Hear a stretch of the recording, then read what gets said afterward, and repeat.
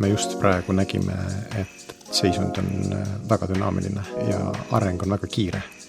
Et võib-olla järgmine hetk ma olen sunnitud intubeerima ja mina arvan, et neid haigeid peaks preoksügeneerima.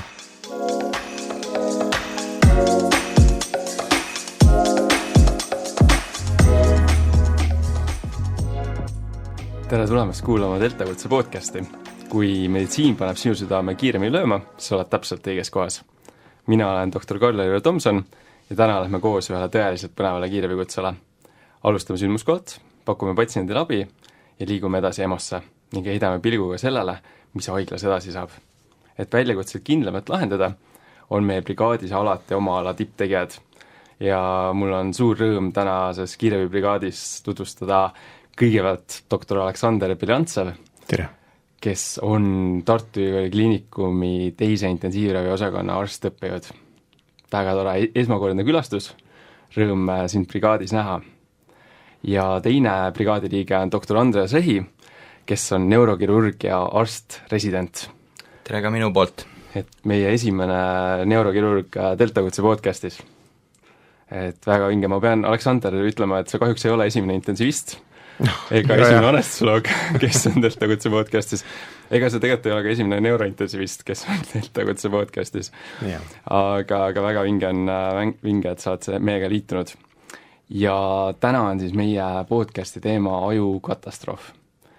Et väga niisugune üldine termin, aga mis võib olla kiirabis, mis meile võib ette sattuda ja mis alati on selline, mis siis tõstab pulssi ja põhjustab ärevust ja hirmutunnet. Ja seetõttu ka me siis ütleme seda täpselt põhjust või sellest siis, see siis selgub, ütleme tänase siis kutse jooksul, et mis ajukatastroofi põhjus on. Ja ma arvan, et liigume siis kohe praegu vaikselt kutse suunas, et me täna oleme siis Mustvee kiirabibaasis.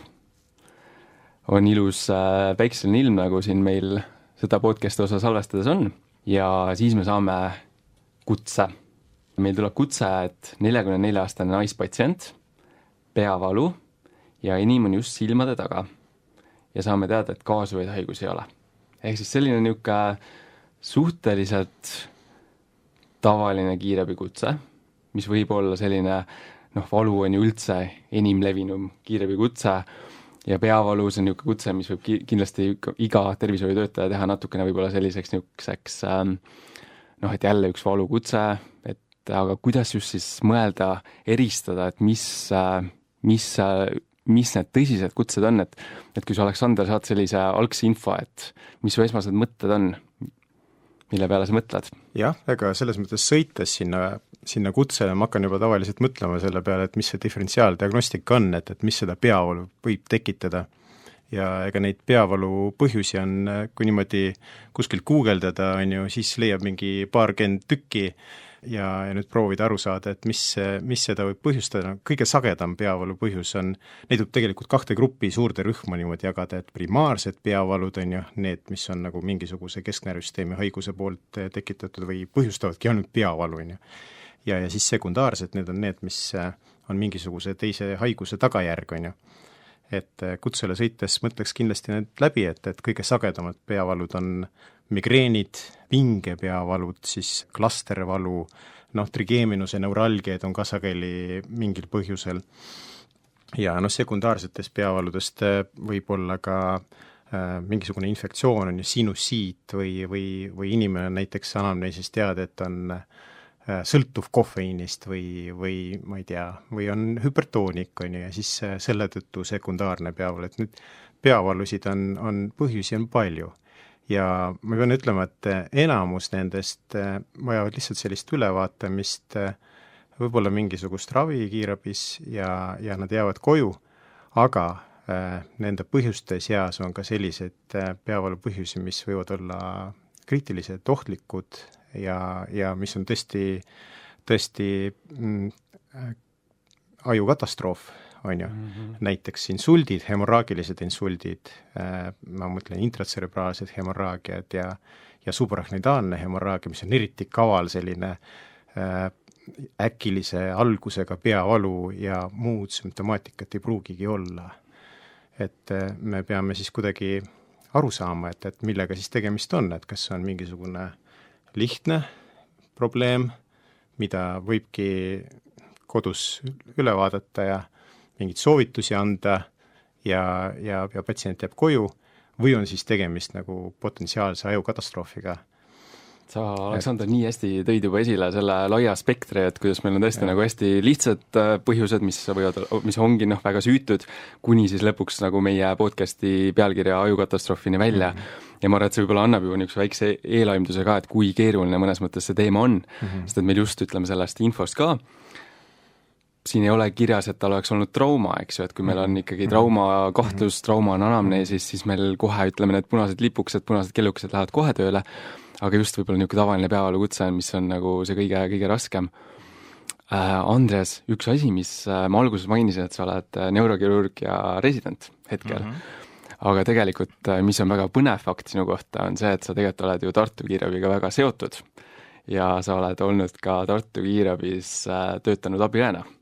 Jaa, just, et tudengi ajal, siis õpingute ajal sai töötatud abiõena Tartu Kiirabis umbkaudu 1,5 aastat ja selle aja jooksul ütleme nii, et suurem osa Tartu Kiirabi baase sai siis läbi käidud, et vist oligi umbkaudu kõikidest baasidest kokku kas 2 või 3 tükki, kuhu ma siis ei jõudnud sõitma, aga ülejäänud piirkonnad on siis nagu läbi roteeritud. Kas sa Mustveele jõudsid? Jaa, Mustes paar korda olin ka, et siis sa tead eriti hästi ja seda tausta ja süsteemi ja väga vinge, et niimoodi siis Tartu Kiirabist neurokirurgiks välja kasvanud, et kindlasti ka ütleme niisugune inspiratsioon ka võib-olla teistele, kellel samasugused mõtted on ja me saame kindlasti sellest ka selle podcasti nagu teel veel ka nagu rääkida.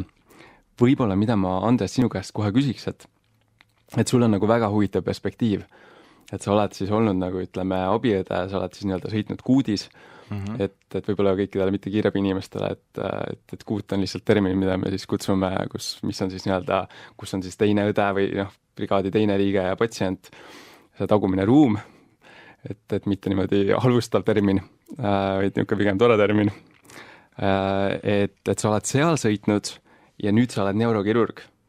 Et kui sa nüüd nagu oma neurokirurgi tausta või selle kogemuse pealt, et kas sul tekivad kohe nagu mingid uued mõtted, mis sul võib-olla varem ei oleks olnud, mille peale sa mõtleksid sellisel kutsel?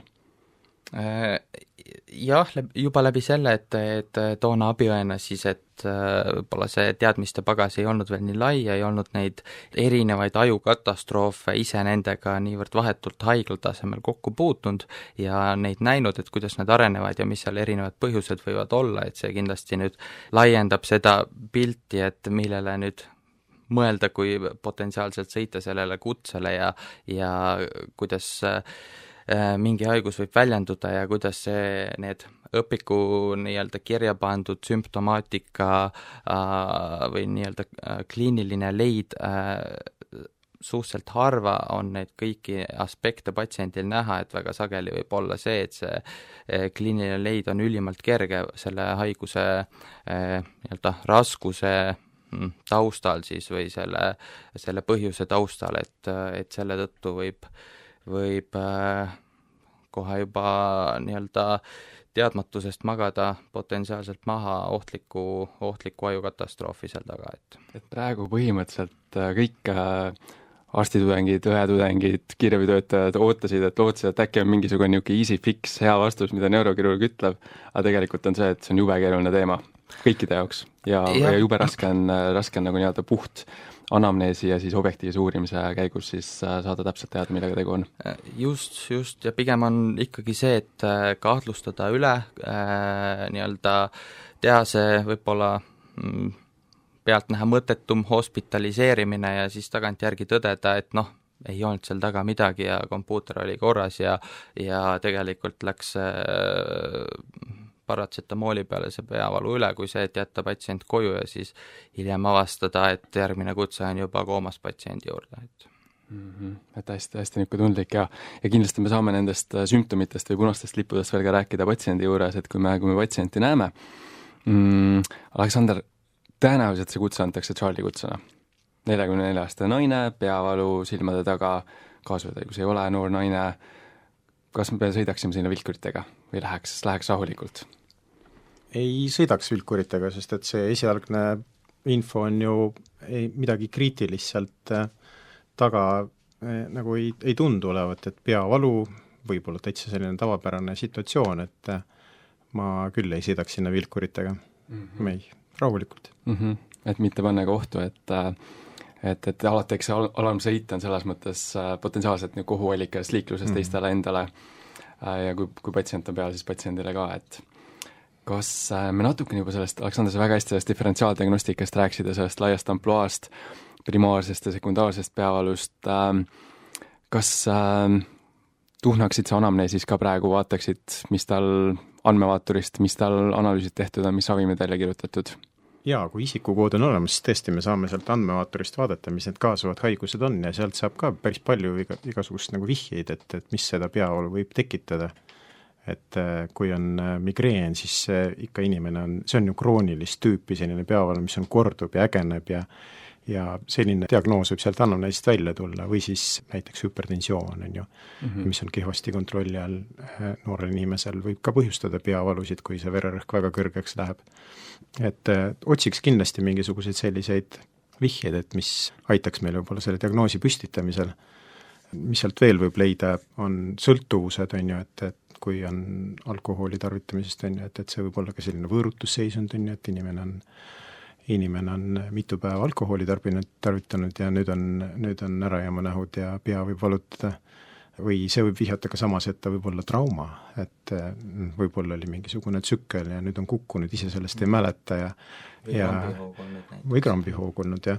Et ma arvan, et sealt saab küll kasulikku informatsiooni ja praegu ju selles mõttes patsient on meie jaoks nagu täitsa puhas valge leht, on ju, et kõik see info, mis me saame kätte, selle infobaasil me peame nüüd selle lõpliku diagnoosini jõudma või kahtluseni. Ja siis peame otsustama, et kas me hospitaliseerime või mitte. Ja. Et mulle ka väga meeldib nagu enne vaadata ja võib-olla just retseptikeskus ka, nagu sa väga hästi mainisid, et kui triptaanid on seal välja juba retseptina kirjutatud, et see on siis annab meile juba väga palju tugevat infot, et mis see põhjus võiks olla. Ja mingis mõttes see võib ka nii-öelda eksitav olla, sellepärast et kui sa näed seda diagnoosi, migreen, sa näed seda triptaani seal listis ja siis automaatselt nagu mõtledki läbi selle, et ahah, tõenäoliselt see on järjekordne migreeni hoog, aga selle põhjal võib olla nii, et sa nii-öelda otsid seda, mida sa tahad leida ja sa leiadki migreenile iseloomulikud sümptomid, aga selle taustal võid maha magada jällegi mõne muu põhjuse, mis ei olegi tegelikult migreen, aga kuna tal migreen on taustal, et see justkui siis suunab sind automaatselt juba, et ahah, ma otsin seda ja tahan nagu endale kinnitust saada, et see on migreen. See on väga hea, et sa selle välja tõid ja sama võib olla, vaatad diagnoose, leiad ärevushäire, mõtled, et oi, et see annab mingi niisugused nagu, et paratamatult meil sellised niisugused eelarvamused kipuvad vist tekkima suhteliselt kiiresti, et jälgida nad selles osas. Aga nüüd me tegelikult katsime päris kiiresti ära, et ega meil väga palju rohkem infot praegu ei ole, aga me natukene ikkagi sõidame veel ja kuna on Charlie kutse ka, et siis selles mõttes ei ole nagu, võtab see aega natuke rohkem. Et ma natukene uurin, et Andres, sa juba rääksid oma sellest, ütleme, Tartu kiirabi abiõe kogemusest. Kuidas sa sealt jõudsid siis ikkagi neurokirurgia residentuuri, et miks mitte EMO residentuur, miks mitte anestesioloogia residentuur? Jah, ma eeldasin, et see küsimus tuleb ja siin on see alati küsitud, et kui sa ei oleks arst, et mida sa siis teeksid, aga kui praeguses kontekstis küsida, et kui ma ei oleks neurokirurgia residentuuris, et mida ma siis teeksin, kui sa just välja tõid, siis tõenäoliselt oleks see EMO või anestesioloogia intensiivravi, et ikkagi siuke kiiresti muutuvad olukorrad, siuke adrenaliin, teadmatus, kiired otsused, nii edasi, et see on see, mis mind tõmbab ja mis paraku ka suhteliselt palju neurokirurgias esineb, eriti just valvete tasandil, et selle tõttu mul meeldib valvata ja et seal neid olukordi ette tuleb. Okei, väga lahe, nii et Aleksandr peaaegu oleks saanud siis Andresega oma erialasse, aga ma arvan, et neurokirurgina kolleegina on nagu seda ägedam, kui on ka niisugune erakorralise meditsiini ja anestesioloogia taust olemas.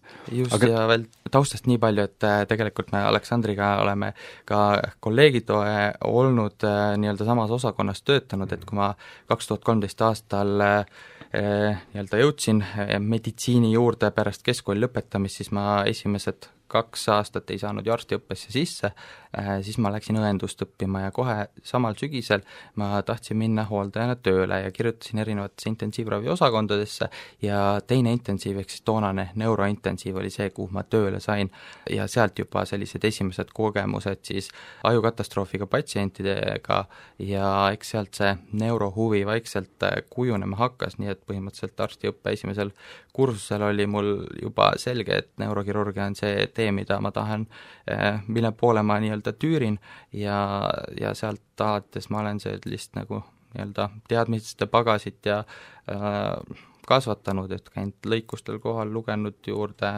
ja nii edasi, et väga vinge. Sa küsisid, enne ütlesid ka, et kui sa ei oleks arst, et mis eriala siis sa teeksid, kas sul on sellele ka vastus olemas? See on natukene keerulisem, ma mingil perioodil gümnaasiumi alguses olid mul mõtted kaitseväe suhtes, just nimelt toona missioonid käisid Afganistanis ja nii edasi, et see tundus jällegi põnev, et võimalik, et midagi siis sellise militaarvaldkonnaga seonduvalt, aga võimalik ka, et midagi niisugust luurevaldkonda või sarnast, et ka sellised kiiresti muutuvad olukorrad, otsustamised, sellised pinge all töö, et see on see, mis mulle meeldib. Siis oled ideaalne liige siia tänasesse brigaadi ja Aleksander, kui Andres rääkis, et alustas 2013 teises intensiivis hooldajana, kas sa siis juba teises intensiivis töötasid? Jaa, töötasin. Ma töötan teises IROs vist aastast 2008 või 2009 või kuidagi niimoodi. Ma alustasin residentuuri ajal töötamist seal ja sinna ma jäingi, siiamaani töötan teises intensiivis, jah. See on ilmselgelt hea koht, kus töötada, aga kuidas sa sinna erialasse jõudsid, et mis sinu anestesioloogia tegelikult üldse täiesti nagu identne Andresega nagu lugu, et ainuke, et see eriala oli nagu teine, et ma sattusin ka, et üliõpilasena töötasin 3. intensiivis õena. Samamoodi peale 3. kursust oli vaja natuke raha teenida juurde ja siis ma läksin kliinikumisse tööd otsima ja siis pakuti, öeldi, et 3. IROs on õdesid vaja ja siis ma läksin sinna ja ma töötasin seal 3 aastat ja kuidagi see huvi seal tekkis. Aga 3. IROs seal minust ma ei tahtnud pulmonoloogiks saada, et ma ikkagi läksin intensiivravisse ja praegu ma olen küll hariduselt anestesioloog, aga ma anesteesiaid ma ei tee, et ma olen pigem nagu intensivist, intensiivraviga tegelen rohkem. Et see on jah, see põnev, et nagu nii-öelda 2 eriala on koos mõnes mõttes ja see, kuidas inimesed jaotavad seda suhet, on nagu väga erinev ja seal on jah palju erinevaid variante. Aga sama küsimus, mis Andresele, et kui sa ei oleks intensiivraviarst, et kas leiaksid ka kuskil sõjaväesüsteemis nagu Andreast või oleksid sa kuskil mujal? Ei, sõjavägi kuidagi mind väga ei huvita, aga mulle sobib selline nagu loovtöö rohkem. Mulle meeldib kätega teha asju, mulle meeldib puiduga tööd teha ja ma arvan, et kuskilt sealt midagi sellest valdkonnast ma kuskile sinna oleks läinud. Midagi võib-olla mööblit ehitanud või ma ei tea, mida veel. Aga konkreetselt niimoodi välja tuua, et mis alaga ma tegeleks, ma täpselt ei tea.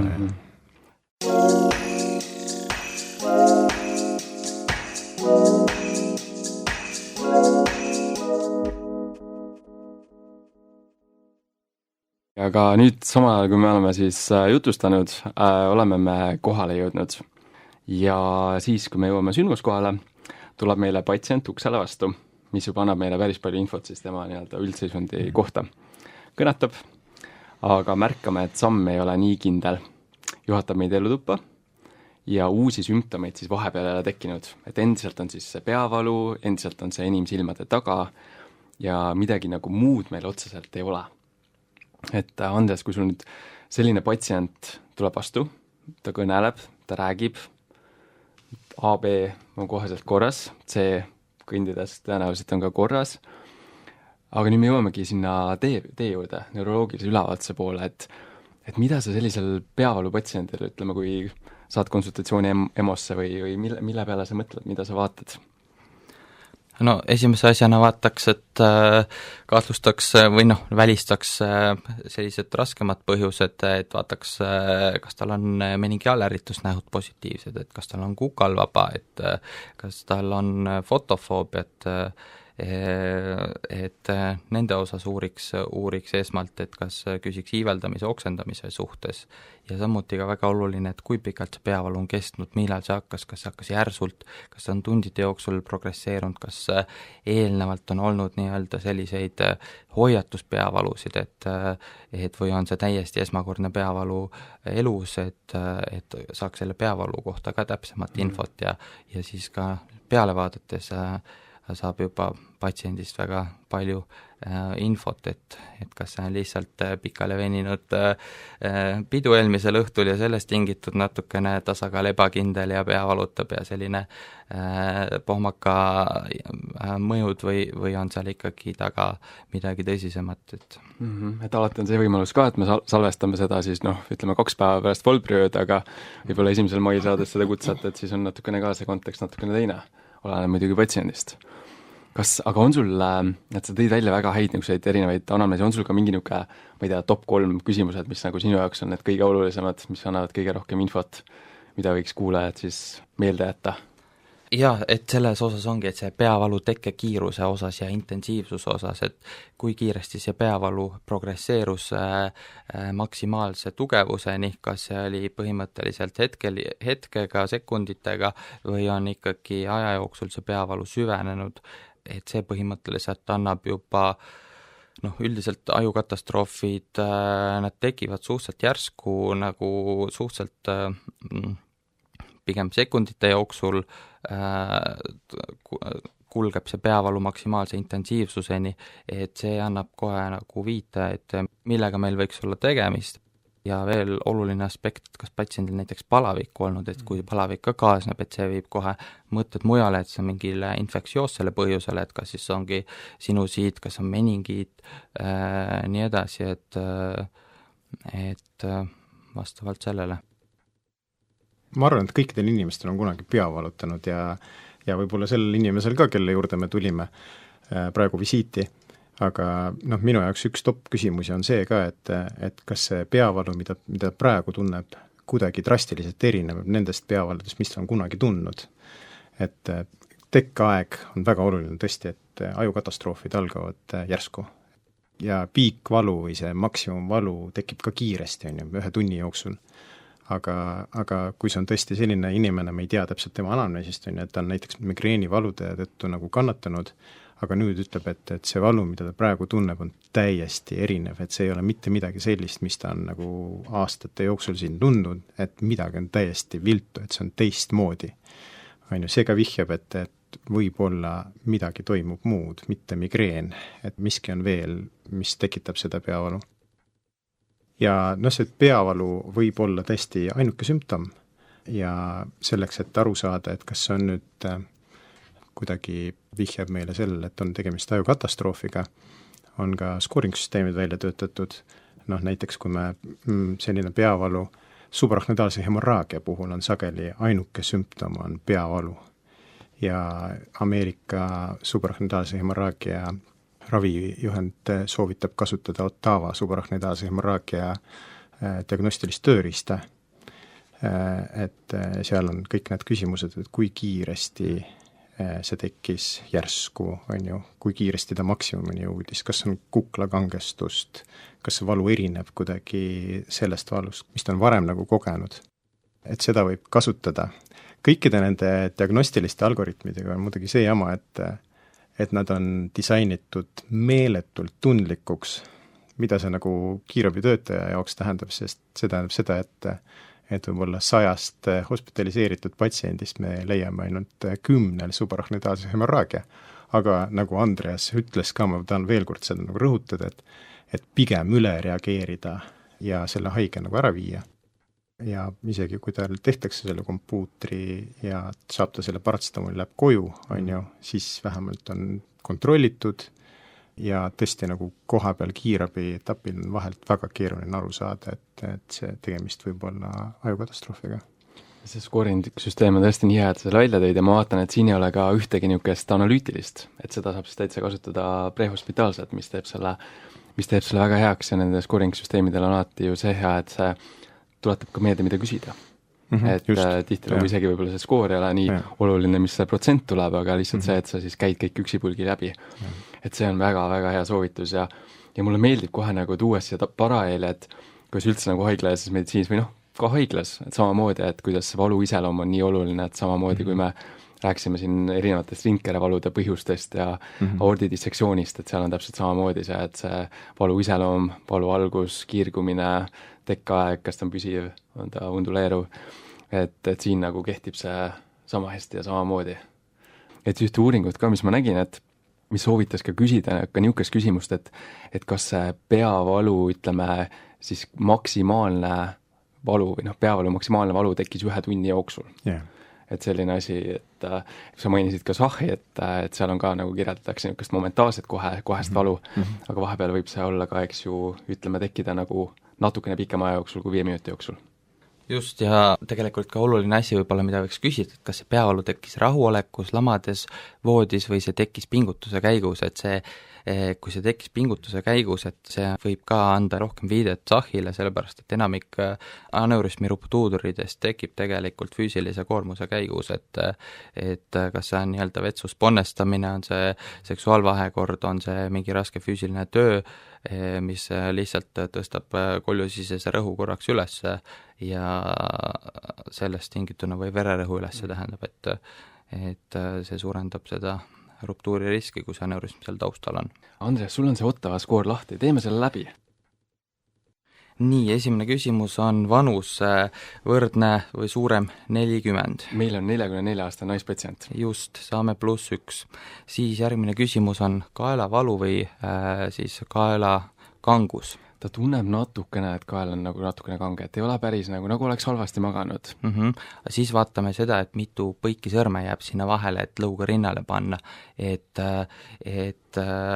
ütleme, et saame 3 põiki sõrme, et siin ei ole öeldud seda, et kas see palju sinna läheb, aga et see meningiaalärritusnäht on ikkagi positiivne ja kuklakangestus tal on, et mina annaks selle eest talle ka ikkagi punkti, et nii, kas on esinenud teaduse kadu? Teaduse kadu ei ole esinenud, ütleb, et mäletab kõike, teab kõike. Kas tekkis koormuse käigus? Lihtsalt vaatas telekat ja järsku tekkis. Siis on thunderclap headache, ehk siis kas tekkis koheselt väga tugev peavalu, põhimõtteliselt sekundite jooksul maksimaalne peavalu, isegi võib öelda halvim peavalu elus. Ta ütleb jah, et ta ikkagi ei ole niisugust peavalu päris tundnud, et aga võttis niisugune 15 minutit, siis mõtles, et võtab paratsetamooli, võttis ühe paratsetamooli, aga jah, läks nagu hullemaks. Ja see järgmine või viimane küsimus siin, et piiratud kaela flektsioon või ettepainutus, et see mingis mõttes dubleerib seda kaela jäikust või kaela lihaspinget, mis seal teine punkt oli, et kuna tal see oli, et siis nii, vaatame, mis ta ütleb. Cannot rule out ütleb. Seal on, skooring on niimoodi üles ehitud, et kui sa vähemalt ühele küsimusele vastad jah, et siis see automaatselt tähendab seda, et sa ei saa välistada supragnataalset hemorraagiat, kahtlusta. Ta on väga tundlikuks tehtud, et see tundlikkus on 100%. Kui te küsite spetsiifilisust, siis see spetsiifilisus lonkab 2 jalaga, aga meil ongi see oluline, et me ei maga maha kedagi, et me viime kõik haiglasse, kes on päriselt haiged. Isegi kui see on sellise hinnaga, et me viime veel 30 inimest sinna haiglasse, kes ei ole haiged, aga vähemalt me kõik haiged leiame ülesse ja kõik saavad abi. Muidugi need scoring-süsteeme on natuke erinevaid, kui sealt uurida, siis leiab ka sellised, mis on nagu timmitud väga spetsiifiliseks. Aga see tähendab, et tundlikkus hakkab lonkama ja siis mõni haige võib jääda koju supragnataalse hemorraagiaga ja seda me ei taha. Et haiglajaasad võiksid võimalikult suure võrguga neid ikkagi püüda, et just. Ja kui veel anamneesi kogumisele mõelda, et siis nii-öelda riskifaktorite mõttes küsida läbi, mis just aneurismaatilisele sahhile mõeldes, et kas on hüpertensiooni tausta, kas on tegemist suitsetajaga, kas esimese astme lähisugulastel, emal, vanaemal, muudel pereliikmetel on olnud teada ajukatastroofi ja et need või on teada varasemast aneurism, millega ollakse juba jälgimisel, et need kõik oluliselt suurendavad seda riski või tõenäosust, et tegemist võiks olla siis aneurismi ruptuuriga. Aga nüüd, kui me saime, ütleme, me tegime selle skoori ära, meil on need punased lipud, meil on kõige hullem peavalu, mida ta on tundnud, tal on kaelakangus. Kuhu me ta viime? Sest et siis on see küsimus, et kas ta peaks minema keskusesse, kus on siis neurokirurgi pädevus, mis on siis Eestis ainult 2 tükki, et Tartu Ülikooli Kliinikum või siis Põhja-Eesti Regionaalhaigla. Aga me oleme ju Mustveel, et siin on Jõgeva haigla, siin on Järvamaa haigla, et Andres, mis su soovitus siin oleks, et näiteks kui keegi ütleme, brigaadist helistab ja küsib, et Mustvest enamjaolt tuuakse Tartusse, Jõgeva haigla minu teada ei tee kiirabipatsientidele erakorraliselt kompuuteriuuringut, aga ütleme, kui me oleksime Viljandi brigaadis ja küsimus oleks, et kas me hospitaliseerime Viljandi haiglasse või hospitaliseerime Tartu Ülikooli Kliinikumi, siis oleks, ma arvan, et otsus üldise kliinilise leiu ja seisundi põhjal, et kui meil on Glasgow koomaskaala 15, meil kerge meningeaalärritust nähta on, aga muud on negatiivsed, et siis minu soovitus oleks ikkagi maakonna haiglasse esmased uuringud seal. Kas muidu on üldse mingi olukord, kus kiirabi siis brigaadijuht helistaks otse neurokirurgile? Jaa, on olnud küll, et on helistatud ka otse ja miks mitte küsida kohe otse nõu ja et kuhu me sellise haige hospitaliseerime, et vabalt, et ei ole, neurokirurg ei saa kurjaks siis, kui et miks te helistage neuroloogile, et mina miks te mulle helistate? Ma ei julge teiste osas lubada, aga kindlasti kui tekib küsimus või kahtlus, võib konsulteerida EMO-arstiga, reanimobiiliarstiga, võib vabalt helistada ka neurokirurgile. Ma tean, et insuldipatsientidest neuroloogile helistatakse väga tihti kiirabi brigaadijuhtide poolt, et miks mitte ka neurokirurgile helistada siis ja küsida nõu. Peame vaatama, kas see number on üldse meil telefonis olemas, ega ma ei tea, ma ise ei ole küll kunagi helistanud. See tundub natukene hirmus. Aga kas natukene, mis me oleme rääkinud ka, et patsiendil on siis niisugune kerge kuklakangestus ja meningeaalärritusnähud on ka käinud läbi, et mis see füsioloogia seal taustal on, et üldse miks patsiendil tekivad, mis need, kui lahti seletada lihtsalt, et mis need meningeaalärritusnähud on? Meningeaalärritusnähud on siis peavalu, kuklakangestus, iiveldus, oksendamine, fotofoobia, fonofoobia ka, et põhimõtteliselt see tuleneb sellest, et ajukelmete pinnal siis tekib põletikulise protsessi tagajärjel ärritus, et kas põletik on siis infektsiooni tõttu või on see ka veri, mis mõjub nii-öelda kelmeid ärritavalt, et mingisugune protsess ühesõnaga ärritab neid ajukelmeid ja siis sellest tingituna see selline põletikuline reaktsioon.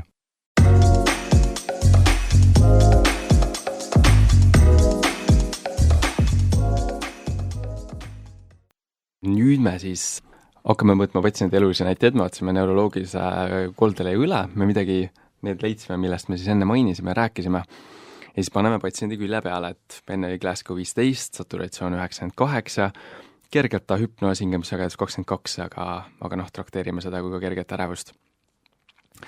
Vererõhk 140/82, aga siis, kui ta on seal külili, siis ta hakkab profuusselt oksendama. Mis mõtted sellega tekivad? Aleksander, kui sul on siis potentsiaalselt eelnevalt on siis juba teada, et on mingisugune ajupatoloogia kahtlus ja siis patsient hakkab oksendama, mis mõtted sellega tekivad? Jah, tekib see mõte, et oksendamine võib olla tõusnud intrakraniaalse rõhu üks sümptomitest, et on mingisugune verdumine juhtunud või mingi ekspansioon ja nüüd selle tagajärjel on ICP tõusnud näiteks ja siis inimene tunneb iiveldust, oksendamist ja et see võib olla vihje ekspansioonile. Samas ei ole see nüüd mingisugusele ekspansioonile väga spetsiifiline tunnus, et sageli tunnevad iiveldust, oksendamist ka migreenihaiged ja muud peavalud võivad põhjustada ka sellist iiveldust ja oksendamist. Kindlasti on see alarmeeriv.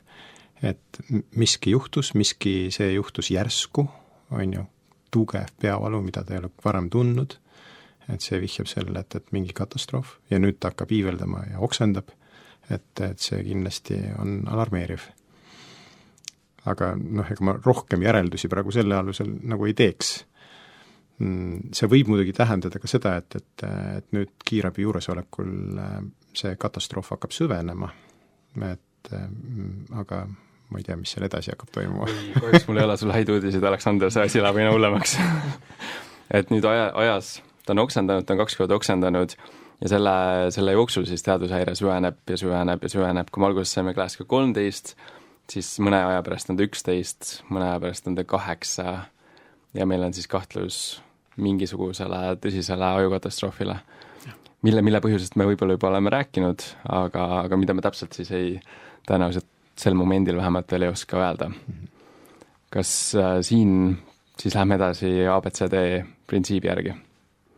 Jah, kui inimene kaotab teaduse ja et nüüd on ta teadusetu, siis käsitlus on midagi uut ei pea välja mõtlema, et see käsitlus on ABCD printsiibi baasil, et alustame hingamisteedest, vaatame, kas hingamisteed on avatud,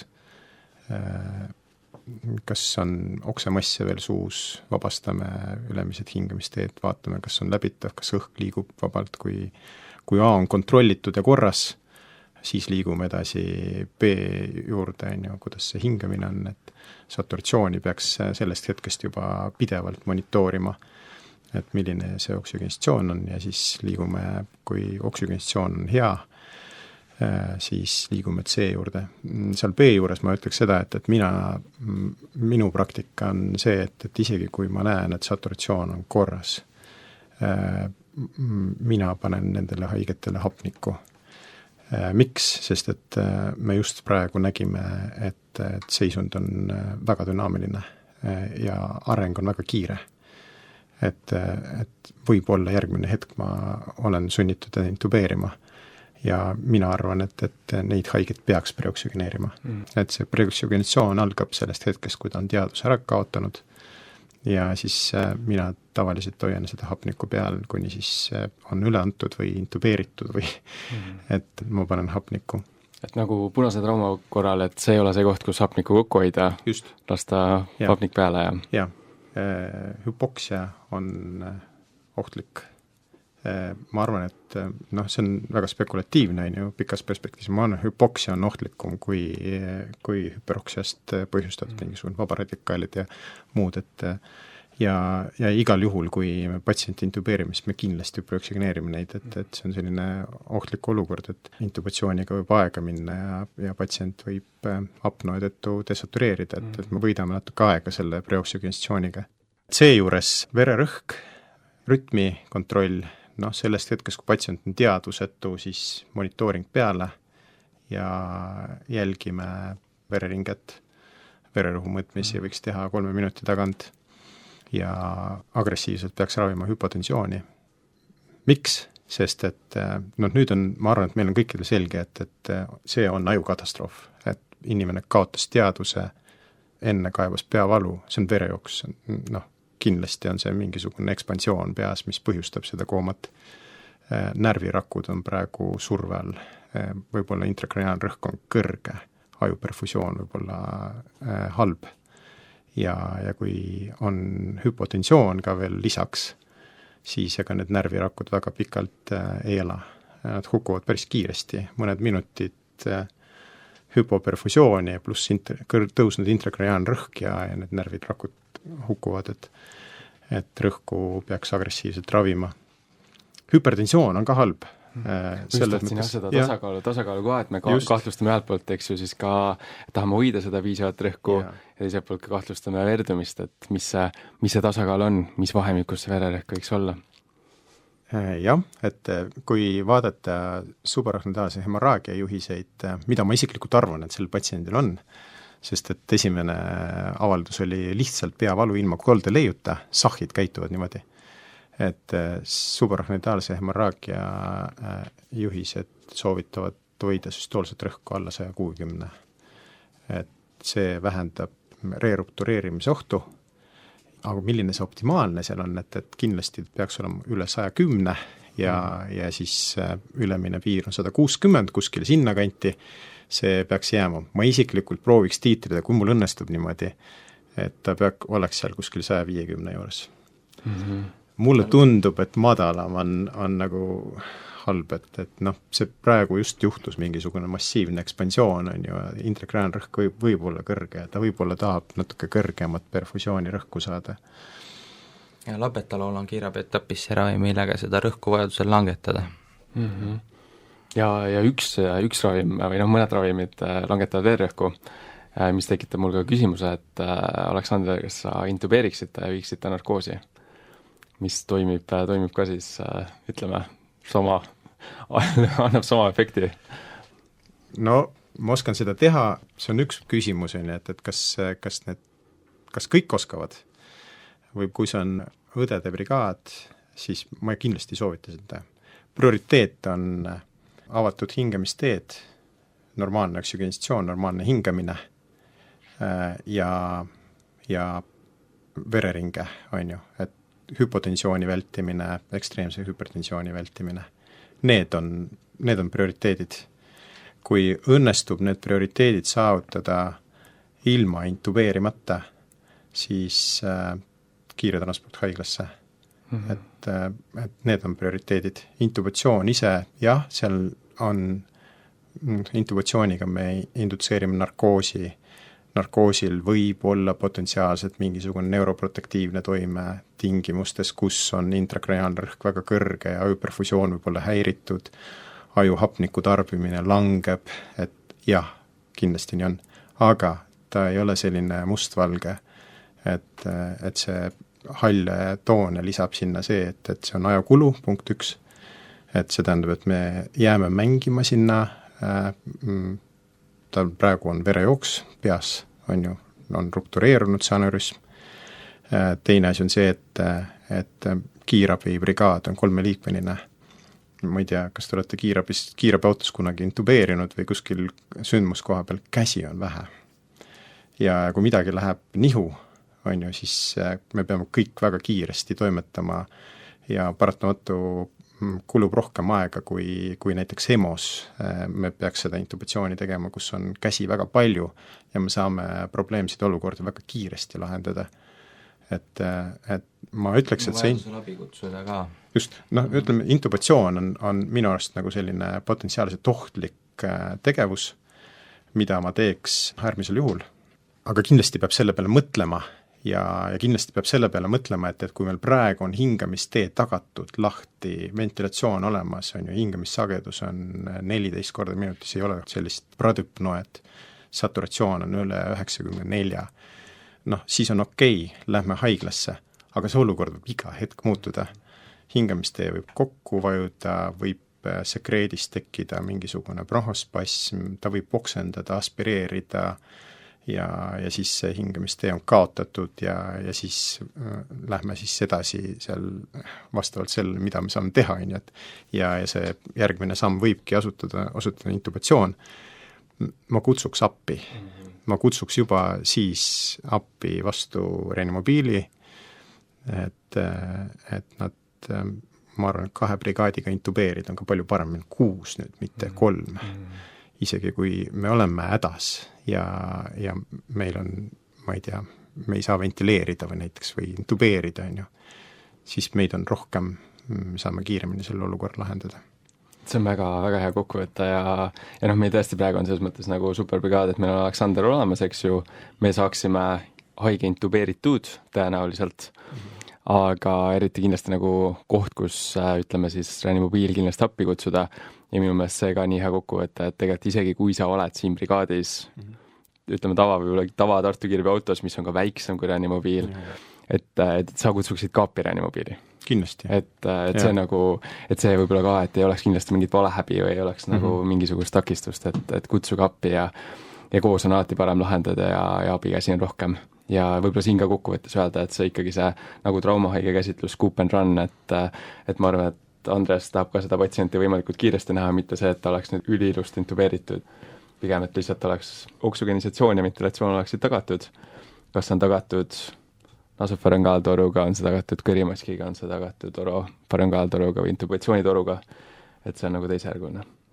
Jah, ja võib-olla tuua veel seega juurde, et kui patsient on intubeeritud, et siis kindlasti mida vältida, et hüperventilatsioon on see, mis ajukatastroofiga patsientidel süvendab hüpoksia teket või isheemia teket ajus, et ta küll langetab intrakraniaalset rõhku, aga teisest küljest ta tekitab vasokonstriktsiooni, mistõttu tekib isheemia ja see periood on siis vaid lubatud lühiajaliselt stiilis intensiivist või EMO-st otse opituppa, aga kui kiirabi etapis pool tundi haiglasse sõitu või tund aega, et siis hüperventilatsioon kindlasti teeb kahju, et see väga õiges koguses ventilatsiooni hulk end-tidal CO2, et seda jälgida, et see on nagu oluline ka sellise ajukatastroofiga haigel.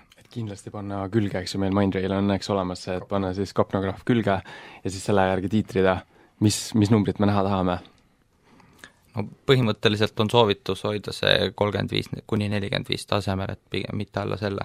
Et hüperkapnia põhjustab vasodilatatsiooni, aga nagu sa ka mainisid väga hästi, et hüpokapnia liigne põhjustab vasokonstriktsiooni ja siis lõpuks on okei, me saame nagu turse või ütleme, saame ruumi rohkem võib-olla, aga me kaotame perfusiooni. Just. Ja minu meelest, mis on nagu füsioloogia juures ka nii äge, millest Aleksander ka sa tegelikult mainisid, et mis on ajuperfusiooni rõhk. Ja tegelikult ajuperfusiooni rõhk on lihtsalt siis keskmine arteriaalne rõhk miinus siis ICP, ehk siis miinus intrakraniaalne rõhk. Ehk siis me tahaks seda siis, ütleme, kui meil mapp on 65, intrakraniaalne rõhk on 20, see tähendab, et meil oleks 45 oleks siis, ütleme, ajuperfusiooni rõhk, mis jääks natukene madalaks. Et me tahaks, mis ajuperfusiooni rõhkusi me tahaks hoida? 60-70. Jah, sinna vahemikku kuhugi 60-70 vahele, jah, võiks olla see. Et sealt tuleb ka see sinu soovitus, et sa tahad süstoolselt hoida pigem 150. Et oleks natukene nagu niisugust, kuna me ICP andurid kiirabi etapis ei saa panna, võib-olla Andres tahaks panna, kui oleks oma tehnika kaasas, võib-olla oleks hea moment, aga muidu me ei saa, et siis me nagu peame lähtuma sellest, et mingisugune ikkagi intrakraniaalne ekspansioon seal on tekkinud. Kas sa tahad, Andres, rääkida ka Monroe-Kelly doktriinist? Jaa, hea meelega, et Monroe-Kelly doktriini aluselt siis kolju on suletud ruum, et komponendid on nii-öelda kindlas suhtes, et seal on siis liikvorimaht, veremaht, ajukude või lisatakse juurde ka tegelikult interstitsiaalne vedelik ja siis on see, et kui sinna koljuruumi tekib mingisugune protsess juurde, näiteks ütleme hematoom, mis hakkab siis oma mahtu suurendama, siis see tähendab seda, et kuna kolju on nii-öelda rigiidne struktuur, siis ainult, et see hematoomi maht saaks suurendada, see saab tulla siis teiste mahtude arvelt, ehk siis hematoomi mahu suurenedes kindlasti osa liikvorit läheb siis spinaalsele nii-öelda jaotub ümber, aga ka veremaht tegelikult väheneb ajus, et selline asi ja interstitsiaalse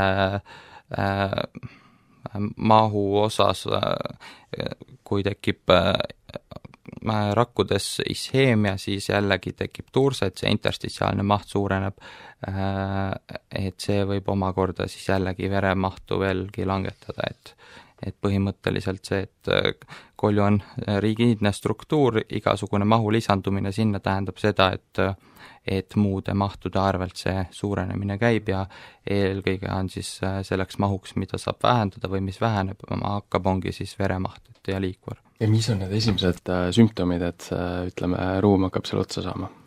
Esimesed sümptomid intrakraniaalse rõhu tõusust just nimelt teadusetul haigel on see, et üks pupill läheb laiaks või mõlemad lähevad laiaks, sest see kolmas kraniaalne närv on tundlik sellele rõhu muutusele seal ja kui see rõhk ületab teatavat taseme, et siis see rõhu tõus siis närvile avaldab survet ja siis sealt see pupill laiaks läheb. Teiseks on see, et tekivad nii-öelda dekortikatsiooni, detserebratsiooni nähud, milleks on siis käe osas kas siis dekortikatsiooni näht on flektsioon, eks ärrituse peale patsient kõverdab kätt, künarliigesest või siis ekstensioon, mis on halvem variant, kui patsient siis sirutab ärrituse peale, et toimub siis ülaesemes sirutus. et see põhimõtteliselt on siis see, mis me ka Glasgow koomaskaalal hindame, et painutus annab 2 punkti, sirjutus annab 1 punkti. Just. Et dekortikatsioon, mis on siis, ütleme, parema prognoosiga. parema prognoosiga sellel skaalal tõesti. Ja cerebratsioon, mis on siis juba näitab siis tüvepiirkonna kahjustuse või tüvetasemel. Et see on siis halvema prognoosiga veel. Okay. Põhimõtteliselt kokkuvõttes öelda, et ajukatastroofiga patsientide puhul just Glasgow koomaskaala motoorne osa on kõige paremini prognoosi näitav.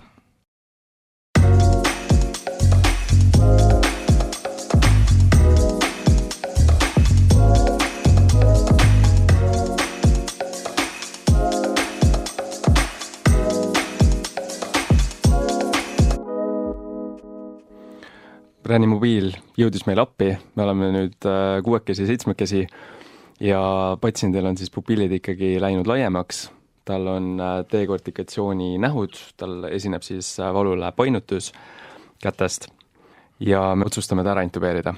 Intubeerime ära, õnnestub ilusti, viime propofol-narkoosi, nagu me enne rääkisime, et hoiame siis kapnograafi normokapnes vahemikus 35–45, tõstame peaosa ülespoole 30 kraadi. Kas me saame veel midagi teha patsiendi heaks, enne kui me alustame sõitu uuesti Tartu poole või lähme edasi Tartu poole? Saame vaadata, et intubatsioonitoru pael ei oleks liiga kõvasti ümber kaela, et see ei suruks venoosset tagasivoolu kinni, sest see samuti tõstab intrakraniaalset rõhku ja eks see sõltub anestesioloogist või EMO-arstist, kes reanimobiili peal on, et kui mugavalt ennast tunneb, aga minu arust oleks see koht, kus võiks kaaluda ka hüpertensioonilise naatriumi manustamise peale, teades, et see ajukatastroof on taga ja see intrakraniaalne rõhk on kõrge, et lihtsalt võita natukene aega, kui need pupillid on juba muutunud laiemaks ja ütleme reaktiivsed näiteks või on siis ühepoolne pupill lai. Väga hea, et sa selle välja tõid, see oli just mu järgmine küsimus, sa oleks nagu teadnud seda, mida ma küsin, et hüperosmootsed lahust naatriumkloriid kange perifeersesse veeni teeks. Yeah. Sellises juhul pupillid laiad ja rõhuväärtust me siis samamoodi hoiaks seal umbes 150 juures. Et vajadusel siis norr. Jah, ametlik soovitus on vist 110 on ju, aga tegelikult me kõik saame aru, et kui patsiendil on pupillid muutunud laiaks ja reageerivad valgusele loiult, see on juba tugev vihje intrakraniaalsele hüpertensioonile, me peame seda perfusiooni rõhku kuidagi tagama. Ja siis mina hoiaks kindlasti 150 juures seda süstoolset arteriaalset rõhku, et seda perfusiooni rõhku säilitada. Mida veel võiks teha? Nüüd, kui pupillid on laiaks läinud, me rääkisime hüperventilatsioon, minu arust see on nagu väga oluline, et see kiirabi etapil ongi need 3 H-d on ja mida me peame nagu patsiendi transpordis või käsitledes nagu ära hoidma on hüpoksia, hüpotensioon ja hüperventilatsioon. Et kõik need kahjustavad on ju, et see on meie kiirabi käsitluse nagu prioriteet.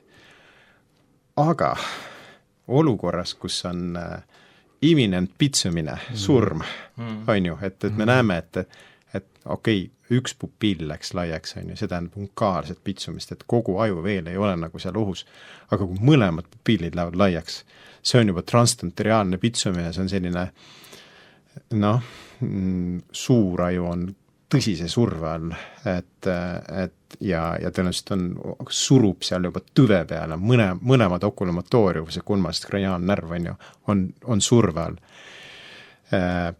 Traumatingimustest lubatakse lühiajalist hüperventilatsiooni sellisel juhul. Aga mis need numbrid võiksid olla? 30. ETCO2 30 ja kui see reanimobiil juba jõudis, on ju, et seda peaks tegema hingamisaparaadiga. Et igal juhul, kui patsient on intubeeritud ja me oleme, ütleme, tavabrigaadis, meil ei ole hingamisaparaati, siis ambukott muutub meile stressikotiks, on ju. Et me hakkame seda nagu seal nätsutama.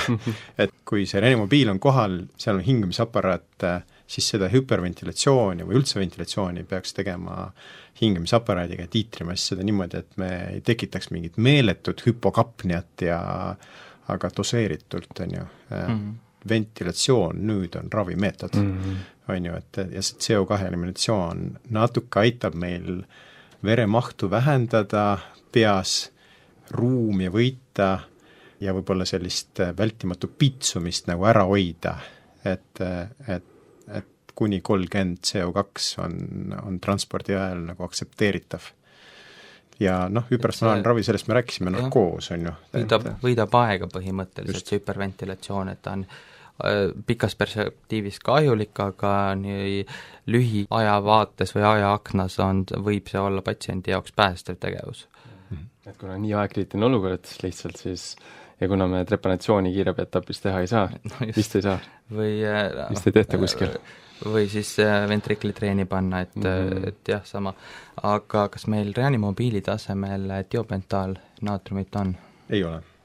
Meil on arsenaalis hüpnootikumidest on esketamiin ja propofool. Okei. No siis oleks ka see, et propofooli annust või nii-öelda propofool on sügav anesteesia, on see, mis ka seda intrakraniaalrõhku aitab natukene vähe, nii-öelda aju talub seda paremini, et sügav anesteesia. Mis tegelikult ka, ütleme, need samad tõeterad ju sobivad ka haiglaetapis, et kui tõesti on nagu see moment, et me saame hüperventileerida, haigla tingimustes tavaliselt tiopentaal on olemas. Ja. Et ma ei tea, kas EMO-etapis võiks seda juba siis näiteks koheselt alustada. Või siis liigub juba asi juba nii kiiresti, et siis võib-olla ei jõua kõike teha. Jah, barbituraatnarkoosi võib teha, aga see tõenduspõhisus selle taga on nõrk ja kui me vaataks lihtsalt mingisuguseid tegevusjuhiseid, et kuidas intrakraniaalset hüpertensiooni ravida, siis toimuma peaks nagu astmeliselt ja tegelikult barbituraatnarkoos on viimane aste. Et isegi dekompressiivne hemikraniektoomia on aste kõrgemal, seda soovitakse teha enne barbituraati. Miks? Täpselt ei oska praegu seda kommenteerida, meie teeme tavaliselt kliiniline praktika sageli nagu erineb. Või on vastupidine, et me teeme barbituraatnarkoosi ja siis alles jõuame mingisuguse kirurgilise sekkuni, mis on megainvasiivne tegevus. Aga sageli juhised soovitavad nii teha. Võib-olla see on ka selle tõttu, et see barbituraatnarkoos, ta küll numbriliselt vähendab hetkeks seda intrakraniaalset rõhku, probleem ikka säilub. Et peas on veri, peas on turse ja kolju on endiselt suletud ruum.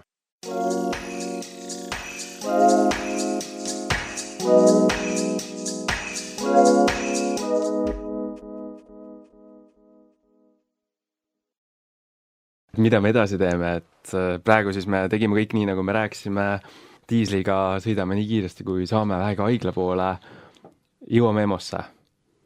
Nüüd, Andres, sa saad olla neurokirurgi rollis, mis on su esimesed mõtted, kompuuter? Jaa, esimesena kindlasti natiivkompuuter, et mitte ongi kompuuter, kõigepealt natiivis, et vaadata, mis seal see põhjus on, et alati ei pea kohe angiot tegema ja angio saab alati järgi teha, et võimalik, mõnikord ongi see, et piisab natiivkompuutrist, et saada aru, millega või nii-öelda, et kui tegemist ei ole just aneurismaatilise sahhiga, et lihtsalt saada see esmane hinnang sealt ja siis vajadusel juurde, kui on ikkagi basaalne sahhileid, et siis teha juurde kompuuterangio. Mis on veel huvitav selles osas või nii-öelda, mida teada, et esimese 6 tunni jooksul kompuuter uuring on väga tundlik vere avastamise osas. Sageli on see, et see sahh ei pruugi kaasneda nii suure peavaluga ja nii sellise leiuga, et patsient endale kiirabi kutsuks ja on olnud juhuseid, kus patsient tuleb haiglasse 5 päeva hiljem ja kompuuter on tegelikult negatiivne. Näiteks selline olukord, et patsiendil esines tugev peavalu, oli tal teadvuse kaotus duši all käies ja siis läks olukord paremaks, tegelikult peavalu andis järgi ja teataval määral see ikkagi püsis ajas intensiivsemalt, vähem intensiivsemalt ja otsustas ta tulla EMO-sse siis mõned päevad hiljem ja oli tal fotofoobia, tegime kompuuteruuringu, see oli negatiivne, seal sahhileidu ei olnud, aga kuna ta ikkagi anamneesi põhjal see kahtlus ikkagi nii tugevalt jäi Sahhile, siis me tegime lumbaalpunktsiooni ja seal oli ksantokroomia, ehk siis liikvar oli niisugune oranžikas, mis viitab verele või verelagu produktidele liikvaris ja siis sai angio, kompuuterangio ja sealt tuli tegelikult aneurüsm välja, nii et paar päeva hiljem siis koiliti ära ja läks kõik õnnelikult, et patsient tegelikult oli heas üldseisundis, et siit ka võib-olla see teadmine kiirabi etappi tagasi, et paar päeva vana peavalu ei võrdu automaatselt nii-öelda beniigne põhjus või healoomuline põhjus, et kui ütleme 5 päeva varem ikkagi tuli peavalu, teadvuse kadu, praegu on see peavalu, ütleme VAS-skaalal 4, kukal on kergelt kange, et see ei tähenda, et midagi juhtunud ei ole, et siis järelikult seal taga ei saa midagi olla, ikkagi saab ja neid juhtumeid on, et pigem ikkagi mõelda ka siis ajukatastroofi peale.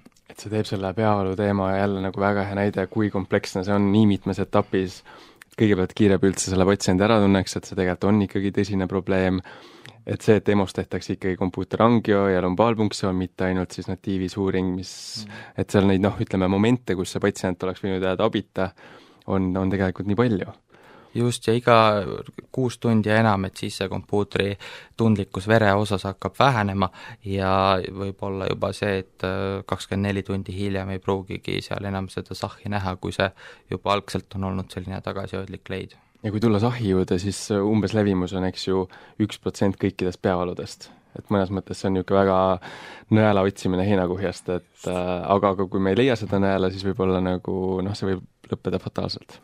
Jah, ja kui on ikkagi tugev kliiniline kahtlus, siis teha see lumbaalpunktsioon ära ja vaadata või siis teha see angio ära, et aga kuidas see lumbaalpunktsiooniga on, et mis hetkel seda peaks tegema, et mis need juhised soovitavad EMO-etapis siis just? No üldiselt on see, et kui on kompuuter negatiivne ja sul on tugev kahtlus ikkagi Sahhile, et siis on see lumbaalpunktsioon olnud soovituslik.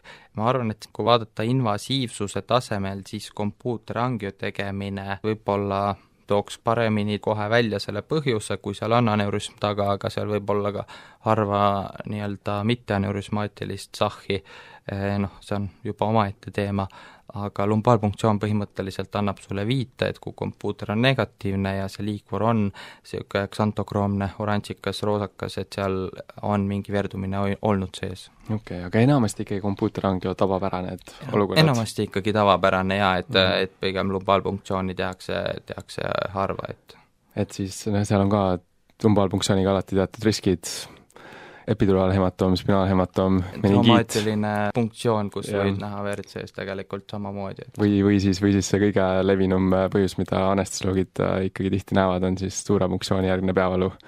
Et mõnes mõttes me põhjustame peavaluga patsiendile uuesti teise peavalu põhjuse, aga kui on vaja, siis loomulikult on vaja. USA juhised, mis on publitseeritud 2023, nad kirjutavad ka sellest, et juhul, kui nad panevad selle cut-offi mingi 6 tundi, et kui peavalu ja ta satub erakorralise meditsiini osakonda 6 tunni jooksul peale peavalu teket, siis kompuutertomograaf on väga tundlik selle vere leidmiseks. Kui on see peavalu kestnud rohkem kui 6 tundi, siis eriti need sentinel verdumised, kus see aneurüsm võib-olla natuke suurenes, natuke lekkis seda verd, siis seda verd ei ole palju ja me seda kompuuteris ei näe, ja siis on lumbaalpunktsioon tundlikum meetod selle subarachnoidaalse hemorraagia ära diagnoosimiseks. Seal tekib minu arust mustmiljon probleemi traumatic tap, et kui on punkteeritud ja me tabasime mitte ainult spinaalruumi, vaid ka teel haarasime ka mingisuguse veresoone ja torkasime läbi, et siis paratamata mingid eritrotsüüdid satuvad sinna verre. Et tundlik küll, aga spetsiifilis võib-olla on kätte. Aga jah, et kui me näeme, et see on verine, siis juhend on selline, et me peame ikkagi selle CT-angio ära tegema ja siis me avastame selle aneurüsmi. Et mõnes mõttes mulle tundub loogilisem, kui sul on ikka tõsiselt kahtlustad, mina võib-olla jätaks selle punktsiooni vahele, et teeks lihtsalt selle angio ära. Et ma ei tea, kui kulukas see on, muidugi ma hakkaks seal võib-olla punkteerima siis, kui patsiendil on joodiallergia, et siis küll, aga peavalu iseloom on üsna tüüpiline, järsku tekkinud kuklakangestust on mingi ajalärritus, vanus sobib, riskifaktorid sobivad, et teeks juba CT-hangaga juba ära. Jah, just. Aga jah, sellist asja soovitatakse tõesti, et lumbaalfunktsioon. Ja kui veel nendest SAHI-patsientidest rääkida, siis ligi 3% või 4% on kirjeldatud sellist fenomeni nagu sentinel headache, ehk siis sellised hoiatuspeavalud, mis on nagu justkui aneurüsmi mikroverdumised, ta lekib natukene, tekib sellist meningiaalärritusnähtus ja peavalu läheb üle, see ei ole intensiivsuselt nii suur ja siis tuleb see lõplik pauk, ühesõnaga, et sageli patsientidel esineb seda ja seda võib-olla ka küsida, et kas on olnud nüüd mingi nädala jooksul, 2 nädala jooksul selliseid periooditi olnud tugeva valuepisoode, mis tulevad ja lähevad üle, et see võib viidata ka, et sellised hoiatusverdumised on patsiendil olnud. Et proodroom on täiesti olemas ja selle kohta võib küsida. Olemas, seda ei ole kõigil, aga ütleme nii väga laialt öeldes võib-olla umbes 3%-4% inimestest on seda kirjeldatud ja veel tahaksin ühele asjale tähelepanu juhtida, et sageli kiirabi etapis kuulub nii-öelda põhidiagnostika juurde EKG tegemine. See aneurüsmaatilise SAHiga patsiendil võib olla väga selline komistuskivi. Ütleme nii, et kui see peavalu ei ole niivõrd tugev, et ta on ütleme selline mõõduka keskmise intensiivsusega peavalu, võib-olla kaebab ka rinnusvalu, tehakse EKG ära, nähakse elevatsioone. Ja siis on see, et automaatselt jookseb rida sinna, et äge koronaarsündroom ja nii-öelda põhimõtteliselt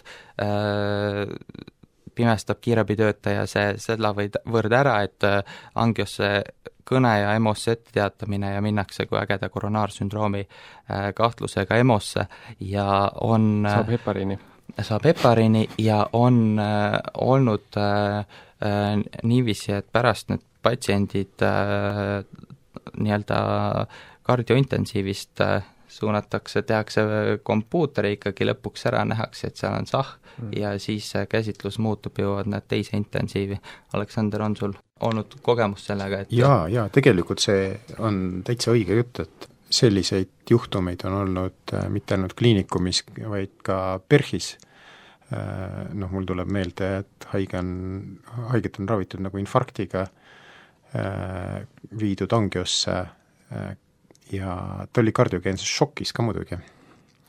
Ja angios selgus, et koronaarid on puhtad, aga ventrikulograafial selgus, et on palloneeruv kardiomüopaatia,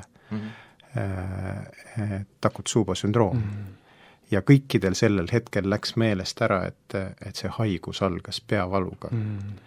Et see peavalu, ja selle patsiendil oli subarachnoidaalne hemorraagia, tal oli aneurüsm ja see peavalu tekitas siis see stress peavalust, käivitas siis selle sümpaatilise kaskaadi ja patsiendil oli Takotsubo sündroom tekkinud ja kardiogeenne šokk. Et see on selline kateholaminide torm, mis seda põhjustab, seal kirjeldatakse ka kui neurogeense kopsuturse võimalikkust, ehk siis põhimõtteliselt peavalu kutsele minnes võib ennast avastada hoopis elevatsioonide otsas või siis ägeda kopsuturse osas ja siis võib väga kergesti minna see esialgne põhjus nii-öelda jääda tahaplaanile ja ravid seda, mida sa näed, et EKG-s on elevatsioonid, võib-olla on tekkinud kopsuturse, EMOS võid näha laboris troponiini leket, mis sageli kaasneb selle olukorras ja siis seal ongi mõtted ägeda koronaarsündroomi ravi osas, aga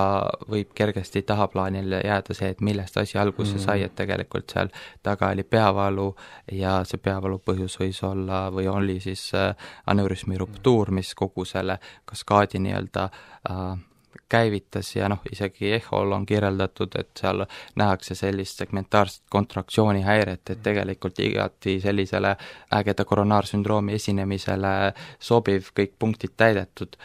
On küll teada, et need ST-elevatsioonid, et nad on sellised mittespetsiifilised kindlale südame ja lihase piirkonnale, aga siiski, et selline juhtub aeg-ajalt selliseid olukordi. See on väga hea loomoraal on võib-olla anamnes, et siis et see ikkagi nagu meile õpetatakse, et see annab 80%, oli vist 80% diagnoosist. Et siin on jälle see hea tõetera ja aga mis see lahendus on selles mõttes, et ma mõtlen, et sul on 2 eluohtlikku olukorda, eks ju, et sul on äge koronaarsündroom ja sul on, eks ju, ajukatastroof. Kas see lahendus oleks siis niimoodi, et siis käia ikkagi natiivkompuutrist läbi enne, kui minna angiograafiasse? Kui patsient on kurtnud peavalu või see hakkas järsku peavaluga, siis ma arvan, et seda võiks teha küll. Et eks see on ka niisugune, kindlasti EMO-s on ka selline raske moment, eks ju, et mõlemad on aegkriitilised, mõlemad tahavad, kardioloogid tahaksid juba punkteerida, et siis ikkagi öelda, et või vaadata, et siis täpselt kuulata, et see info ei läheks siis kaduma, et samamoodi ka võib-olla siis selle haige üleandmisel, eks ju, et see, neid riskimomente lihtsalt on mul tunne nii palju, sest et kui sa ütled kellelegi, et tal on Eesti elevatsioonid, noh siis läheb ju ühte radapidi. Just. Ja see ruptuur toimub korraks, võib-olla inimene kaotab teadvuse, korraks on ajuverevool seiskunud ja siis ütleme, kui ta kohe selle tõttu ära ei sure, et siis verevool taastub, see aneurüsm, see ruptuuri koht, see hüübib ära, et seal jätkuvalt edasi ei jookse, aga esimese, ütleme 4-6 tunni jooksul on kõige suurem risk, et see ruptuur kordub uuesti ja järgnevate päevade jooksul, kui see aneurüsm ei saa käsitletud, kas endovaskulaarselt või kirurgilise raviga siis suletud, et mida kauem see nii-öelda ootab, seda suurem on ruptuuri risk, et üks hetk see verdumine tuleb uuesti ja uuesti ja lõpuks see võib patsiendile fataalselt lõppeda. Me oleme siin hästi palju analüüsmaatilisest sahhist rääkinud, aga kompuutrit ei ole veel teinud, aga meil on siin ikkagi brigaadis ka oma eriala eksperdid, et me teeme kompuutri ära ja seal tõesti frontaalsel on siis vasakul on massiivne sahhileid, läheb kokku täpselt sellele, millest me rääkisime. Mis see edasine neurokirurgiline käsitlus on, et me oleme saanud, ütleme, pupilli natukene üks lühiajalise hüperventilatsiooni ja hüperosmootse lahusega natukene väiksemaks, aga nad kindlasti ei ole näelteravad ja nad kindlasti ei ole suured, et mis edasi tahaksid teha? No siis oleks angiot vaja, et vaadata, et mis seal põhjusena ikkagi on, sest aneurüsm on üks variant, aga noortel inimestel sageli võib olla ka arteriovenoosne malformatsioon, mis seal seda nii-öelda sarnast olukorda võib põhjustada või ka muud põhjused siis, et miks see nii on. Kuidas see su käsitlust muudab? Käsitlust muudab selle tõttu, et siis on teada, mida nagu tegema minna ja mis on siis veel kompuutril oluline, et kui patsiendil on näiteks hüdrotsefaalia tekkinud ägedalt, mis selle seisundi halvenemise põhjuseks, et siis esmalt võib-olla selle aneurüsmi klipseerimisega ei olegi nii tohutult kiire, et see on soovituslik 24 tunni jooksul seda menetleda, et kindlasti ei ole see lõikus, mida tingimata öösel teha, aga ventriklitreen oleks siis see esmane meede, et saaks peast rõhku vähemaks, saaks liikvarit välja lasta ja saaks samuti intrakraniaalset rõhku mõõta juba selle eesmärgiga. Kas mingil hetkel läheb see ka dekompressiivse kraniektoomini või mis näidustus see on? No selles osas on keeruline, et kui aneurüsm ei ole ise veel menetletud, siis dekompressiivse kraniektoomia primaarselt teha, et see on selline väga so-so, et iseenesest selles osas juhised nagu puuduvad, et millal aneurüsmaatilise sahhiga haigel seda teha, et pigem on see, et kui nüüd see aneurüsm on menetletud ja siis tekib hilisemalt või selle, ütleme, lõikuse käigus tundub, et see aju ikkagi läheb turse, et siis oleks küsimuse all, aga ma arvan, et primaarselt kindlasti mitte, et pigem oleks see, et ventriklitreen laseks liikvarit välja nii palju, kui saab ja mis sageli intrakraniaalse hüpertensiooni ravi juhistes jääb nagu täpsustamata, et kirurgilise sekkumise järgselt muud need komponendid ei kao ära, ehk siis kui need jätkuvad samamoodi edasi, et ravida intrakraniaalset rõhku ka kirurgilise sekkumise järgselt nende esmaste või siis teiseste vahenditega, et või nagu nende tegevustega. Et sa natukene juba mainisid ka seda klipsimist ja siis teine võimalus on endovaskulaarne koilimine.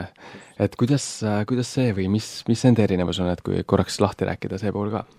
Et klipsimine on siis otseselt selline avatud kirurgiline tegevus, kus siis aneurüsmi kaelale asetatakse klips, mis suleb selle aneurüsmi verevoolust, jätab ta siis välja, see on kõige definitiivsem ravi, sellega see aneurüsm ütleme nii, et põhimõtteliselt, kui see klips on ilusti peale saadud, siis see, et ta hakkab uuesti täituma tulevikus, et see risk on küllaltki madal. Teise variandina on siis endovaskulaarne ravi, kus siis minnakse reiarterist sisse ja siis jõutakse sinna aneurüsmini ja siis pannakse sinna selliseid mikrokoile sisse, mis täidavad selle aneurüsmi koti siis ära ja mõnikord jäetakse ka stent sinna, et see ei lase nendel koilidel sealt kotist välja tulla, aga on näidatud, et see endovaskulaarne käsitlus, et selle põhjal sellist revaskulariseerimist või sellist aneurüsmi uuesti täitumise riski, et see on suurem ajapikku kui klipsimise käigus, et võimalik on siis see, et põhimõtteliselt, et mida noorem inimene, seda definitiivsemalt tahaks seda aneurüsmi ravida, kui ta on 70, siis võib-olla see, et tal 20 aasta või 10 aasta jooksul see aneurüsm hakkab uuesti täituma, et see ei ole niivõrd nii-öelda hull või suur probleem. Kuna avatud lõikusel on suuremad avatud riskid. lõikusel on kõik muud lõikusega seonduvad riskid ja ajuturse võib seda teha keerulisemaks ja sellest aju nii-öelda nihutamisest, retraktsioonist tingitud isheemia võib tekkida ja nii edasi, et selles mõttes see endovaskulaarne käsitlus on kindlasti vähem invasiivne, paremini talutav patsiendi jaoks, aga ei ole ta niivõrd definitiivne lahendus ja teiseks seal on ka oma tagad, et kui aneurüsm on väga laia kaelaga, et siis tegelikult endovaskulaarset ravi ei ole võimalik sinna rakendada.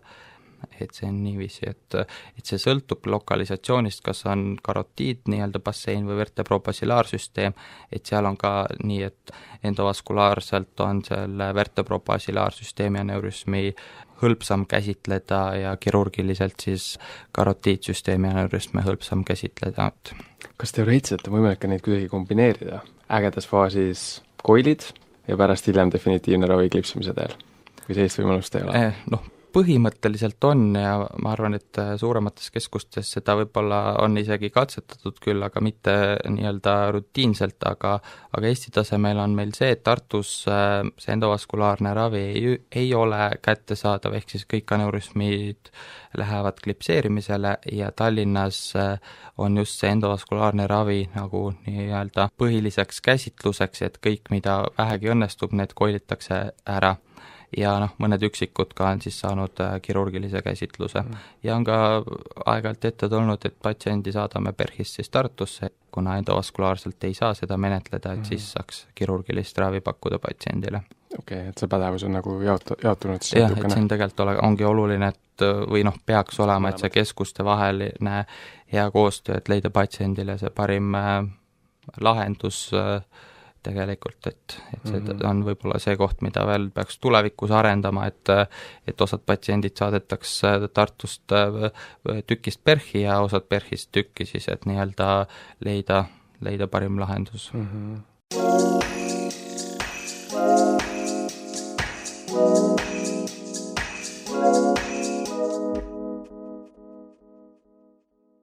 Meil on aeg päris juba otsakorral. Aga ma ikkagi tahaks, Aleksandr, korraks su käest küsida ka, et kui võtta võib-olla, et meil on SOHI patsient, meil on Andrese poolt pandud siis ideaalne ventriklitreen, mis on sellise patsiendi intensiivravi käsitluse põhipunktid, millest lähtuda ja mille vastu võib-olla mitte eksida? Tavaliselt on nii, et kui see patsient tuleb intensiivravi osakonda, siis põhilised asjad on see, et me peame vältima või ennetama sekundaarset ajukahjustust. Sekundaarne ajukahjustus tekib, me varem juba rääkisime sellest, et hüpotensioon, hüpoksia, hüperventilatsioon, kõik need kehtivad täpselt samamoodi intensiivravi osakonnas edasi. Pluss me üritame ravida ka intrakraniaalset hüpertensiooni, et me nüüd intensiivravis meil on intrakraniaalrõhk monitooritud ja seetõttu me saame vererõhku optimeerida, kiirabis seda luksust meil ei olnud, et me oletasime, et tal on intrakraniaalne hüpertensioon ja oletasime, et 150 vererõhk on tema jaoks okei. Intensiivravis me saame seda rohkem juhtida nüüd, intrakraniaalset rõhku vaadata ja tõsta arteriaalset rõhku, et seda 60 perfusioonirõhku saavutada CPP-d ja me saame ka proovida langetada intrakraniaalset rõhku. Meil on ventriklitreen, nagu Monroe Kelly doktriin ütleb, et koll on suletud ruum, et kui kuskil on ekspansioon, siis peab midagi kuhugi nagu liikuma, et see ajuperfusioon säiliks. meil on see luksus, et me ventriklitreeniga saame liikvarit välja lasta ja siis seda koljusisest rõhku langetada ja sellega siis mõjutada ajuperfusiooni rõhku. Ja muidugi hüperosmolaarne ravi on ka oma koha peal, et manitool või kange naatrium ja neuroprotektsiooni eesmärgiga me teeme ka sügavat narkoosi, et need päev 2 on ta siis sügavas narkoosis, et seda aju hapniku tarbimist võimalikult allapoole tõmmata ja sellega siis kaitsta neid närvirakke. Jah, ja muidugi seal võib-olla hiljem tekib ka see probleem, et võib olla epileptilist aktiivsust, mitte konvulsiivset, et selle peale peame mõtlema. Traumahaigetel soovitatakse lausa, kui nad on raske neurotraumahaiget, et Glasgow koomaskaala alla 8, soovitakse profülaktiliselt alustada juba. See on siis levetiratsetaal ja mis 500x2? Võtsin niimoodi praegu. Seda tegelikult võib, seda konsultatsiooni võib mõõta ja mingisugune algannus on, aga pärast seda võib timmida niimoodi, et oleks toimiv. Aga levetiratsetaamiga alustame tavaliselt, jah. Nimodipiin? Nimodipiin, kindlasti, jah. Esimesest päevast, sisuliselt ja kohe nagu nimodipiin, mida teeb nimodipiin. Ta toimib ajuarteritesse ja vähendab hilisisheemilise tüsistuse tekke tõenäosust.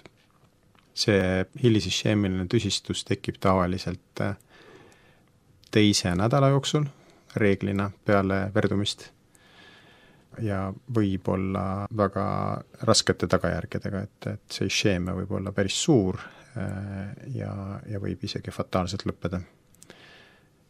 Seda ära hoida 100% ei ole võimalik. Nimodipiin on näidatud uuringutes, et vähendab seda protsenti, aga täiesti ei likvideeri. Ja need 2. nädal me oleme eriti valvsad selles osas, et monitoorime, et kas spasm hakkab tekkima. See hilisisheemiline tüsistus, see tekib selle tõttu, et veresooned tõmbuvad kokku, nii magistraalveresooned, ma mõtlen keskmine aorter, eesmine aorter, aga ka mikrotsirkulatsioon võib-olla halveneb.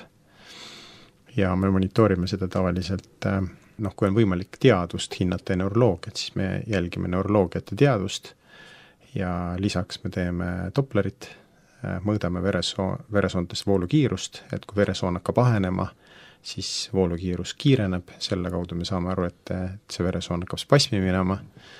Ja kui me hästi aru ei saa või arvame, et on spasm kuskil veresoone basseinis, mida me ei saa mõõta Doppleriga, siis me teeme CT-angioid ka. Et angiograafial, kompuuterangiograafial me saame näha, et näiteks mingisugune veresoone bassein ei kontrasteeru piisavalt hästi või veresooned on ahenud kitsad. Saame teha ka ajuperfusiooni uuringut, kus näeme ära isheemilise kude ja näeme ära selle riskikude ka. Ja kui on tekkinud juba see spasm või veresoone ahenemine, siis ravi on arteriaalse vererõhu tõstmine, augmenteerimine, südameminuti mahu augmenteerimine, seda teeme pressoritega, infusioonraviga ja milrinooni. Ja kui selline ravitaktika kukub läbi ja ikkagi see isheemia püsib või see riskikudu on selles aju perfusiooni uuringus säilub, et siis teeme ka intraarteriaalset vasodilataatorit. Seda sama nimodipiini võib teha ajuarterisse otse angiograafias, et see tavaliselt on efektiivsem. Jah. Et põhimõtteliselt, kui patsient jõuab haiglasse ja ta on alguses vähese leiuga heas seisundis, siis tegelikult esimesed 2-3 nädalat võib olla kriitiline, et kui ta klipsi saab peale, see ei tähenda, et ta on pääsenud ja kõik on läbi, sest siis tulevad veel oma probleemid, intensiivravist tingitud tüsistused ja just see vasospasmi ja hilisisheemilise kahjustuse riskid, et tegelikult on see nii-öelda mitme siis sellise piigiga haigus, et kõige ohtlikum on see esimene verdumine, aga see, kui selle üle elad, et siis ei ole veel pääsenud, et põhimõtteliselt kui läheb 2 nädalat mööda, 3 nädalat mööda, et siis need suuremad riskid on kõik läbi tehtud või see periood on möödas, et siis võib kergemalt hingata. Nii et kokkuvõttes võib öelda, et selle haiguse juures on raske selle äratuvastamine, diagnoosimine, ravi ja siis ka see edasi jäänud intensiivravi, et need perioode, kus midagi võib valesti minna päris palju. Sa küsisid sellest, et mis me teeme veel intensiivravis.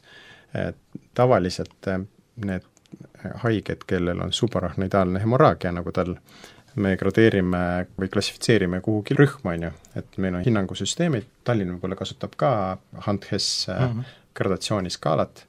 HAND-HES 1 on siis selline kerge peavalu, on ju, HAND-HES 5 on kooma ja detserebratsiooni rigiidsusega, et sellised nagu meie patsient on, ja HAND-HES 5 patsiendid on reeglina väga halva prognoosiga. Et neid uuringuid, siis kui seda scoring-süsteemi valideeriti, siis sealt tuli välja, et need, kes on HAND-HES 5, on ju, neil on peaaegu 100%, 90 midagi sinna protsendilise suremusega, ja tavaliselt neurokirurgid neid, seda aneurüsmi opereerima neil ei lähe. Ja kui sa küsid, et mis me nagu järgnevatel päevadel teeme selle patsiendiga, et see neuroprotektsioon on kõik oma kohal, on ju, et me üritame seda sekundaarset kahjustust vältida, aga mingi hetk, kui olukord on stabiilne, et siis me proovime ka narkoosi vähendada ja vaadata, kas nad ärkavad üles või mitte. Miks see oluline on? Ma arvan, et see, kui me nüüd mõtleme sellest sündmuskohast alates, on ju, et kohtus juhtus see rebleeding, on ju, tõenäoliselt patsient kaotas teaduse, see kõik on seotud sellise kiire intrakraniaalse rõhutõusuga. Ja Andreas rääkis sellest, et ajul on mingisugune kompensatsioonivõime, on ju, et ta saab seda intrakraniaalset normi viia, intrakraniaalset rõhku normi viia, et ta dislotseerib liikorit ja venoosset verd. See ei toimu momentaalselt. Ja EMO-s võis tal olla veel kriitiliselt kõrge intrakraniaalne rõhk, on ju, ta sai ventriklitreeni, me oleme nüüd seda normis hoidnud, nüüd on intrakraniaalne rõhk rahulik ja kui me nüüd teeme talle sedatsioonipausi, siis ta võib üles ärgata. Ja kui ta on ärganud, see on kirurgile signaal, et selle haige prognoos võib olla hea, ta on poor grade SAH, ehk siis tõsise sümptomaatikaga haigestunud, aga ta on ikkagi prognoosiga ja tavaliselt kirurgid lähevad selle info peale ka seda aneurüsmi lõikama või koilima. Aga seal tekib alati see küsimus, mis mul vähemalt on see, et meil on, ütleme, aneurüsmaatilise SAH-iga patsiental on üks verdumine juba olnud, kui me teda üles äratame, siis see tihtilugu lõpeb hüpertensiooniga. Et kas me julgeme teha sedatsioonipausi enne, kui me siis oleme seda kas siis koilinud või klipsinud? Ja põhimõtteliselt, kui on kohe alguses väga raske leiuga patsient, kelle osas mõtled, et kas üldsegi ravida teda, siis see on üks nagu indikatsioon neurokirurgile, et kui sa näed, et see leid mingis mõttes see neuroloogia hakkab paranema, et see patsient näiteks sedatsioonipausi ajal liigutab jäsemeid, avab silma, et ei ole pupill lai ja nii-öelda täiesti ei ärka näiteks sedatsioonipausi peale, et kui selline olukord on, kus midagi ei muutu ja ta on kohe algselt selle HAND-HES 5 skaala peal, et siis tegelikult sellist patsienti ei ole ka mõistlik ravida kirurgiliselt, sest see prognoos on nii ülihalb, et see ei ole patsiendi nagu huvides. See aneurüsmi klipseerimine ei vähenda seda haiguse raskust, ei loputa seda verd välja, vaid lihtsalt sulgeb selle aneurüsmi ja ainus, mida ta teeb praktiliselt, on see, et ta vähendab kordusruptuuri riski. Et selles mõttes see kirurgiline ravi ei ole mingi imetegur, et see põhimõtteliselt kogu see muu patofüsioloogia seal käib edasi, samamoodi see põletikukaskaad, vasospasmi risk, hilisisseemia risk, aga lihtsalt see ainsana, mis see kirurgiline ravi teeb, on see, et ta võtab ära selle aspekti, et see aneurüsm võiks uuesti veerduda.